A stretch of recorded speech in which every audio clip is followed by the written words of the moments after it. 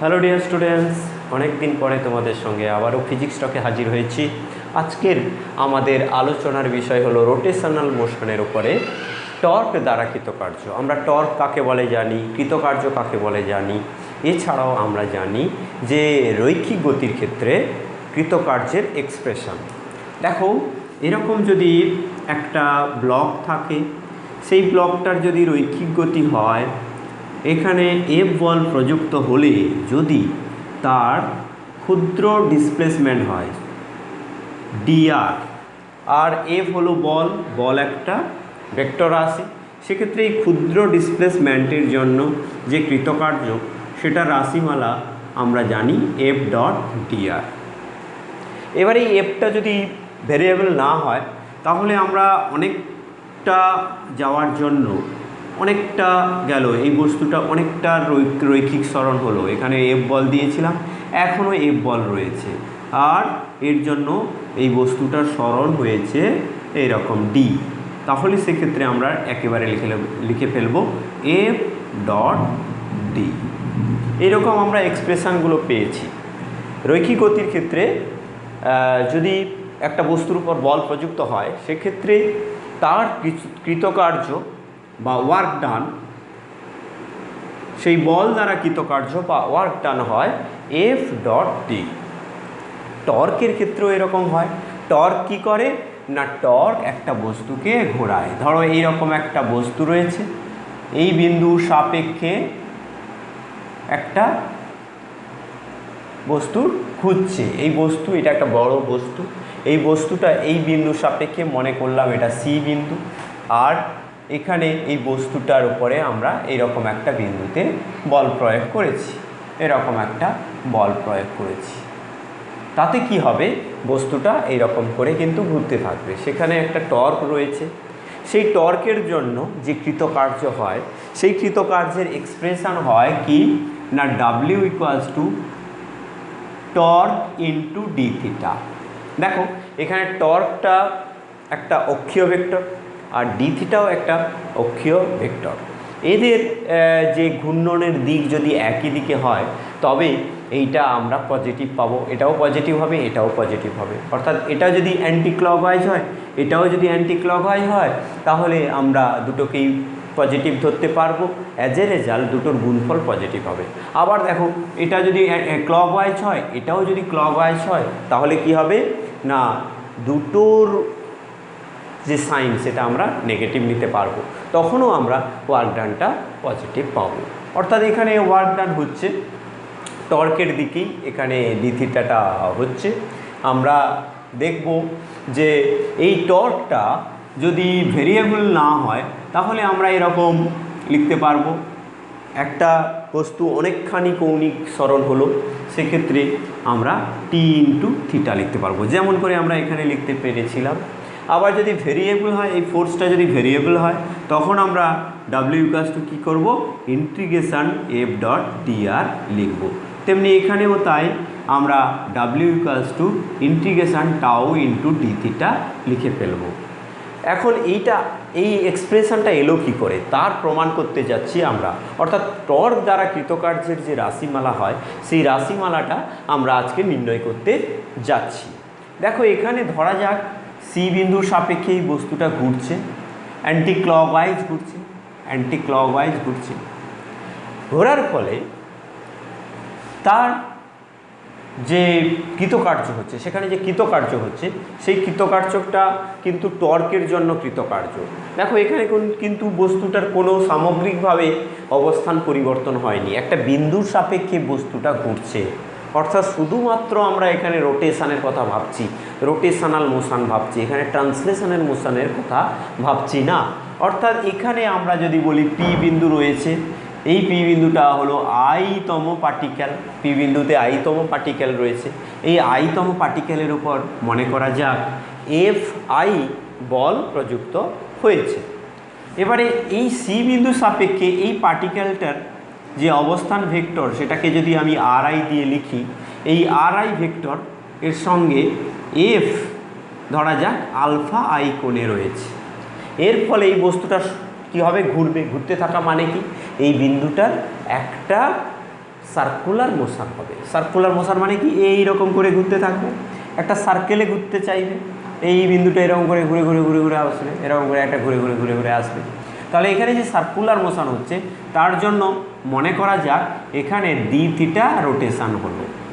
একটা কথা তোমরা মনে রাখবে যে এখানে ডি থিটা আই লিখিনি, তার কারণ কি না, এই বস্তুটা যখন ঘুরছে তখন একটা পার্টিকেল যদি ডি থিটা কৌণিক সরণ ঘটায়, অন্য সকল পার্টিকেল এই ডি থিটা কৌণিক সরণ ঘটাবে।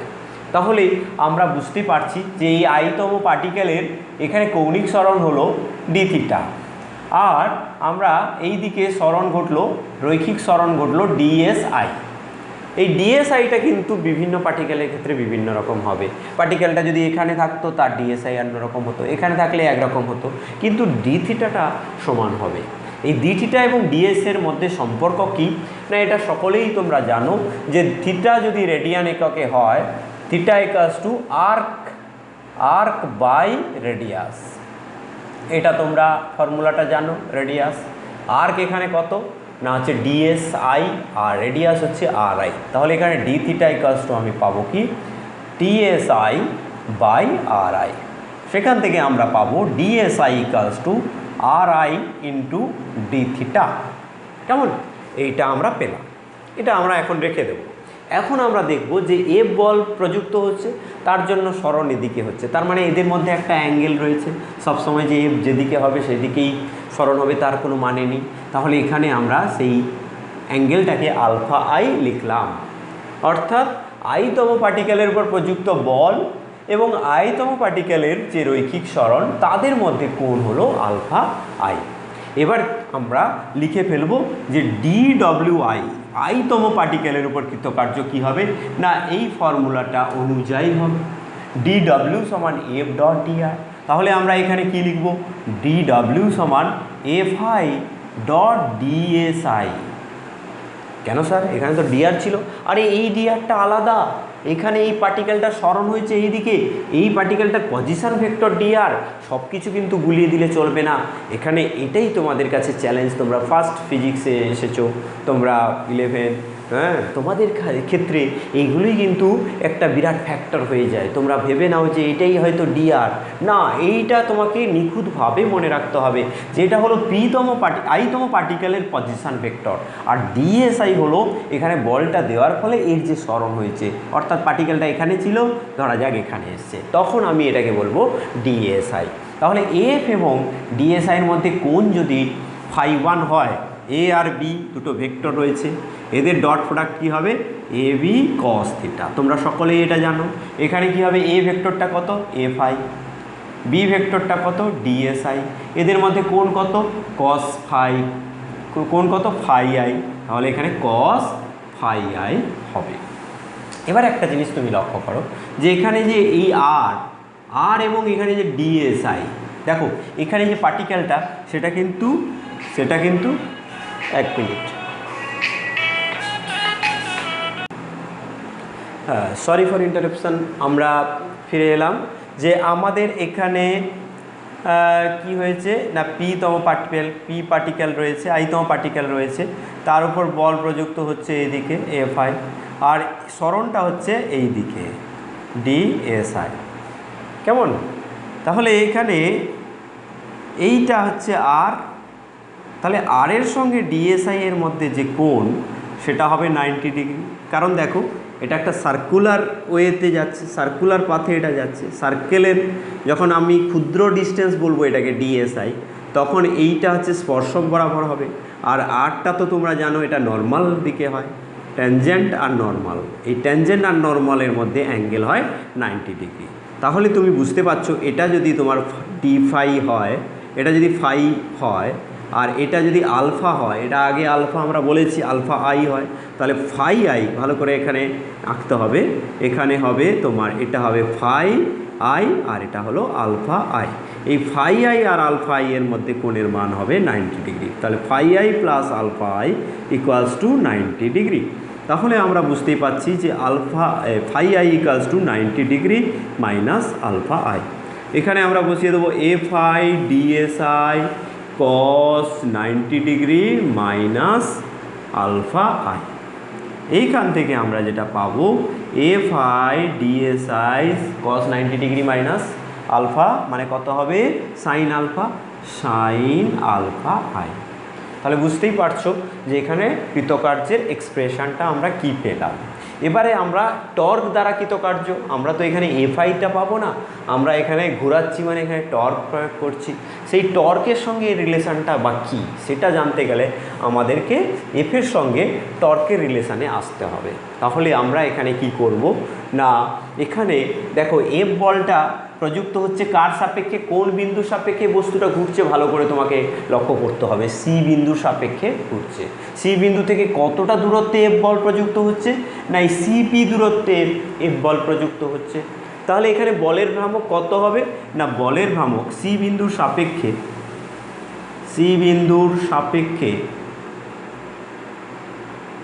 এফ আই বলের ভ্রামক, সি বিন্দুর সাপেক্ষে এফ আই বলের ভ্রামক কত হবে না, কি হবে না সিপি ক্রস এফ আই। এইটাই হলো টর্ক, অর্থাৎ আইতম পার্টিকেলের উপর টর্ক প্রযুক্ত টর্ক, আইতম পার্টিকেলের উপর প্রযুক্ত টর্ক। তাহলে কি হবে না সিপিকে আমরা আর আই দিয়ে লিখব, R I cross F I. এবার তুমি দেখো আর আই আর এফ আই এর মধ্যে অ্যাঙ্গেল কত, এই দিকে আছে আর আই, এই দিকে হলো আর আই ক্যাপ, এইটা আর আই, এই দিকটাকে আমি বোঝানোর জন্য আর আই ক্যাপ লিখবো, তাদের মধ্যে কোণের মান আলফা আই। তাহলে আমরা এখানে টর্ক আইতম পার্টিকেলের উপর টর্কের মান আমরা এখানে আমাদের এখানে যে দিকের ব্যাপারটা আমরা অতটা ভাববো না, কারণ এগুলো হচ্ছে সব আমরা এই প্লেনে রেখেছি। এই বস্তুটাকে আমরা দৃঢ় বস্তু বলছি ঠিকই, কিন্তু এই বস্তুটাকে একটা ল্যামিনার ফিগার ধরেছি। এখানে আমরা সেটাকে এখানে এক্স ওয়াই, এখানে এটাকে এক্স অক্ষ আর এটাকে যদি আমি ওয়াই অক্ষ বলি, এই প্লেনের মধ্যে এর মোশনটা হচ্ছে, এর রোটেশানটা হচ্ছে বলে আমি ধরছি। সেক্ষেত্রে আমরা এখানে বুঝতেই পারছি যে টর্কটা সবসময় এই প্লেনের সঙ্গে লম্ব দিকে থাকবে, কারণ টর্ক হলো একটা অক্ষীয় ভেক্টর। এই কারণে আমরা এর দিক নিয়ে বেশি ভাবছি না, কারণ এটা এই দিকে ঘুরছে মানে টর্কটা এক্স থেকে ওয়াই দিকে ঘুরছে মানে টর্কের ডিরেকশানটা এই দিকে রয়েছে, অর্থাৎ এই বোর্ডের বাইরের দিকে রয়েছে। তাহলে আমরা এখানে টর্ক ইকুয়ালস টু লিখব R I F I sine theta, এখানে সাইন থিটাটা কত আলফা আই, তাহলে সাইন আলফা আই। এবারে আমরা দেখব কি না এই দুটোর মধ্যে রিলেশান, এখানে আছে R I F I sine alpha I, এখানেও তাই আছে। এবার এই ডিএসআইটাকে আমরা কাজে লাগাবো। ডিএসআইটাকে কাজে লাগালে আমরা কি পাবো না, এই 1 নম্বর, এটাকে যদি আমি 1 নম্বর সমীকরণ বলি, এটাকে যদি আমি 2 নম্বর সমীকরণ বলি, তাহলে আমরা এখানে লিখতে পারবো 1 নম্বর সমীকরণটাতে, না এটাকে 1 নম্বর দিয়ে দাও, এটাকে 2 নম্বর দিয়ে দাও, আর এটাকে 3 নম্বর দিয়ে দাও। 3 নম্বর সমীকরণ যদি বলি, তাহলে আমরা 2 নম্বর সমীকরণকে আমরা লিখতে পারবো ডিএসআই বসিয়ে, যে D W I equals to F I DSI এর জায়গায় R I into D theta, আর এদিকে হবে সাইন আলফা আই। এবারে এখানে আমি F I R I sine alpha I এটাকে সাজিয়ে লিখব, F I R I sine alpha I into D theta. এই যে F I R I into sine alpha I, এইটা হচ্ছে টাউ আই, অর্থাৎ আইতম পার্টিকেলের উপর প্রযুক্ত টর্ক, এটা আমরা পেয়েছিলাম। ডি থিটাটা সব পার্টিকেলেরই এখানে স্মরণ ঘটেছে, কৌণিক স্মরণ ঘটেছে, এইটা হলো ডি থিটা।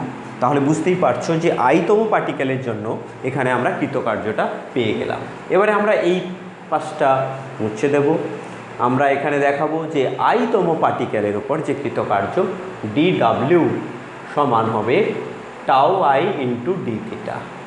এবার দেখো প্রত্যেকটা পার্টিকেলের উপর এরকম কৃতকার্য হচ্ছে, তাহলে প্রত্যেকটা পার্টিকেলের জন্য কৃতকার্যকে আমি যদি এরকম যোগ করি, DW1 DW2 DW3 এরকম করে যদি আমি সব পার্টিকেলের জন্য আমি কৃতকার্য যোগ করি, সেটাকে আমরা বলবো কি ডি থিটা কৌণিক সরণের জন্য এই বস্তুটার উপরে, এই পুরো জড় বস্তুটা, এই দৃঢ় বস্তুটার উপরে যে কৃতকার্য হচ্ছে সেই কৃতকার্য ডিডব্লিউ। এটা তাহলে কী হবে tau 1 D theta, tau 2 D theta, এরকম করে আমি সবগুলো পাবো।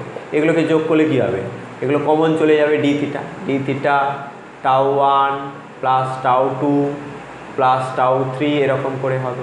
অর্থাৎ এই বস্তুটার উপর টোটাল যে টর্ক পড়েছে সেই টর্কটা হলো এটা। তাহলে আমি এটাকে বলবো টি টোটাল, টর্ক এক্সটার্নাল বা টি টোটালও বলতে পারি। একটা বস্তুর উপরে যে বাহ্যিক টর্ক সেটা ইন্টু ডি থিটা হবে এই কৃতকার্য। তাহলে আমরা আমাদের যে আকাঙ্ক্ষিত যে কৃতকার্য, আমরা টর্ক দ্বারা যে কৃতকার্য পাবো এখানে আমরা লিখে রেখেছিলাম, সেটাই আমরা পেলাম যে কৃতকার্য একটা বস্তুর উপর টর্ক প্রযুক্ত হচ্ছে, টি টর্ক প্রযুক্ত হচ্ছে, সেই টাউ টর্ক প্রযুক্ত হচ্ছে, তার জন্য ওই বস্তুটার স্মরণ ঘটেছে ডি থিটা, তাহলে তার উপর কৃতকার্য হবে এইটা। এবার টর্ক যদি তোমার যদি ভেরিয়েবল টর্ক হয় তাহলে আমি এটাকে ইন্টিগ্রেশান দিয়ে লিখব, ডাব্লিউ ইকুয়ালস টু হবে ইন্টিগ্রেশান টি এক্সটার্নাল ইন্টু ডি থিটা। তাহলে আজকে আমরা টর্ক দ্বারা কৃতকার্যের এক্সপ্রেশন জানলাম। এবার এখান থেকে আমরা যদি দু একটা এক্সাম্পল করে থাকি যে একটা বস্তুর উপর অমুক টর্ক যে পড়েছে তার জন্য তার কৌণিক সরণ এরকম হয়েছে, তাহলে তার উপর টর্ক দ্বারা কৃতকার্যের মান কত, তাহলে সেখানে আমরা সহজেই এই হিসেবটা করতে পারবো এই দুটো সূত্রের সাহায্যে। এবারে নিশ্চয়ই তোমরা দেখে নিয়েছো, তোমরা যখন তোমরা ক্লাস শুনবে সবসময় তোমরা ক্লাস নোট নেবে, এখানে তোমরা বোঝার সঙ্গে সঙ্গে বোঝার সঙ্গে সঙ্গে অবশ্যই তোমরা পজ করতে পারো, বা এমনি তোমাদের যাদের হাতের স্পিড ভালো আছে তারা এটা লিখে লিখে সবসময় প্র্যাকটিস করবে। এটাতে তোমার ক্লাস ওয়ার্ক হয়ে যাবে এবং বুঝতেও সুবিধা হবে।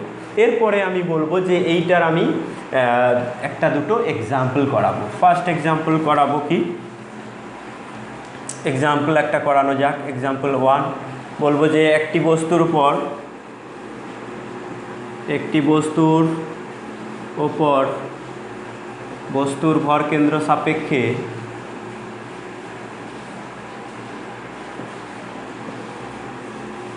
সাপেক্ষে 10 নিউটন মিটার টর্ক প্রযুক্ত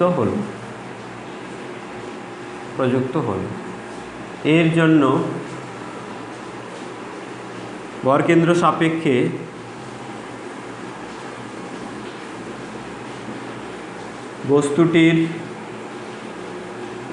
বস্তুটির কৌণিক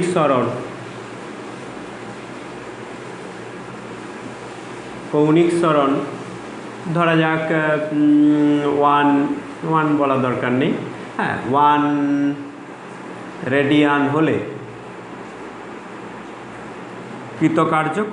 কৃতকার্যের মান কত। তাহলে এখানে আমরা বুঝতেই পারছি যে এখানে টর্কটা কনস্ট্যান্ট দিয়েছে। টর্ক কনস্ট্যান্ট থাকলে আমরা ডাইরেক্ট কি করব না, এটাকে ইন্টিগ্রেশন করলে এটা কনস্ট্যান্ট হওয়া মানে এটা বাইরে বেরিয়ে আসবে টি এক্সটার্নাল ইন্টু ডি থিটা। সেখান থেকে আমি পাবো যে টি এক্সটার্নাল ইন্টু থিটা হবে কৃতকার্য। তাহলে ডাইরেক্ট আমরা এটা লিখে দেবো, W equals to torque into theta, এখানে টর্কের মান 10 নিউটন মিটার ইন্টু এখানে আমরা ইন্টু 1 রেডিয়ান দিয়ে দেবো, তাহলে এখানে হবে 10 জুল কৃতকার্য করেছে। এইভাবে তোমরা এবার নিউমেরিক্যাল দিয়ে তোমরা বুঝতে পারছো ব্যাপারটা অ্যাকচুয়ালি কী। তাহলে এখানে কৃতকার্য হলো 10 জুল। এবার তোমাকে বলবে না একটা বস্তু ভরকেন্দ্র সাপেক্ষে এক্সাম্পল 2 আমি দিয়ে দিলাম, এটাকে দিয়ে দেবে যে 2 theta plus theta square plus 2 theta newton metre torque প্রযুক্ত হলো। এবারে কৌণিক সরণ বলতে হবে। কৌণিক সরণ যদি থিটা ইকুয়ালস টু 1 রেডিয়ান থেকে, প্রথমে কৌণিক সরণ এততে ছিল, থেকে থিটা ইকুয়ালস টু 2 রেডিয়ান হয়, তবে ওই টর্ক দ্বারা কৃতকার্য কত। তাহলে বুঝতেই পারছো, এটা খুব সহজে তুমি বুঝতে পারবে যে এখানে থিটাটা চেঞ্জ হচ্ছে, অর্থাৎ থিটার উপরে টর্কের মান ডিপেন্ড করছে। অর্থাৎ টর্ক হলো একটা ফাংশান, একটা কৌণিক সরণের ফাংশান।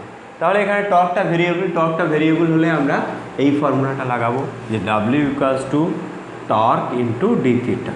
টর্কের ভ্যালু কি, theta square plus 2 theta into D theta. এবারে আমরা থিটার মান কত বসাবো, যে এখানে থিটার মান 1 আছে, তারপরে 2-তে গেছে, তাহলে কৃতকার্য কী হবে না হচ্ছে প্রথমটার ইন্টিগ্রেশান হবে θ³/3, দ্বিতীয়টার ইন্টিগ্রেশান হবে θ²/2, মানে θ² থাকবে শুধু, কারণ 2 ছিল আগে থেকে। এবারে 2 আর 1 বসবে। এবারে এটাকে হিসেব করলে আমরা পাবো কি না, এটা হচ্ছে 2³ মানে 8, 8-এর 3 প্লাস 2-এর স্কোয়ার মানে 4, এবার মাইনাস হয়ে যাবে কত, এবার হচ্ছে 1 মানে 1-এর 3 মাইনাস হয়ে যাবে 1-এর স্কোয়ার মানে 1। তাহলে এখানে কত হবে, 8-এর 3 থেকে 1-এর 3 বাদ দিলে 7-এর 3 প্লাস 3, 3-3 9, 9 7 16, 16/3 জুল। তাহলে আমরা বুঝতে পারছি এখানে যে রেজাল্টটা হলো 16/3 জুল। এইভাবে তোমরা টর্কের যদি কোনো হিসেব থাকে, টর্ক দিয়ে এবং কৌণিক সরণ দিয়ে যদি আসে, তাহলে তোমরা বুঝতেই পারছো যে কৃতকার্যের এক্সপ্রেশানগুলো এরকম হয়। এক্সপ্রেশান মনে রাখা খুবই সহজ, কারণ আমরা জানি যে চলনের ক্ষেত্রে dw হয় f × ds, বা যেমনভাবে লিখি f.dr এরকম করে লিখি।